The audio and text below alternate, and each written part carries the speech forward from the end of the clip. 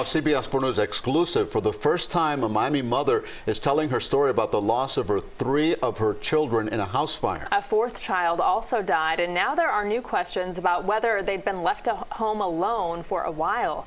CBS 4's Peter Dench is live in Miami tonight with the update. Peter. Well, Rudabeh Jasmine Fernandez tells us this fire broke out when she was at work.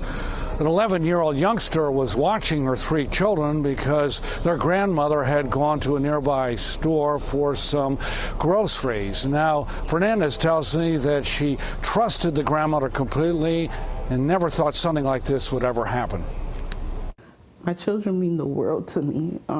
Honestly, they're not here. I feel like I have no reason to be here.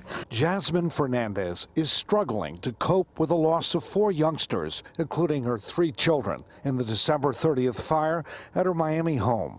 It's hard. It's hard. I did everything for my kids. I worked for my kids. I lived for my kids. I breathed for my kids. And she clutches her children's blankets, including the one that 8-year-old Ninali Lopez had when she died at the hospital. This is the blanket that she had on.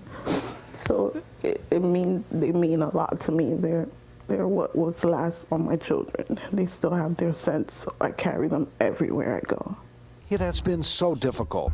I've done everything with my kids. I don't know how I'm standing, honestly, but I'm here. The children's grandmother left them alone, as she had done before, to get groceries at a nearby store. I trust her with my life. I trust her with my children. Family attorney Carlos Silva is concerned, though, that this search warrant affidavit reveals a smoke detector was installed after the fire by someone and made to look like it had burn marks. The family was renting the home. What I really think is important is to find out what caused this fire, what took the life of these four kids, and whether it's a defective product that was in the home or an electrical failure.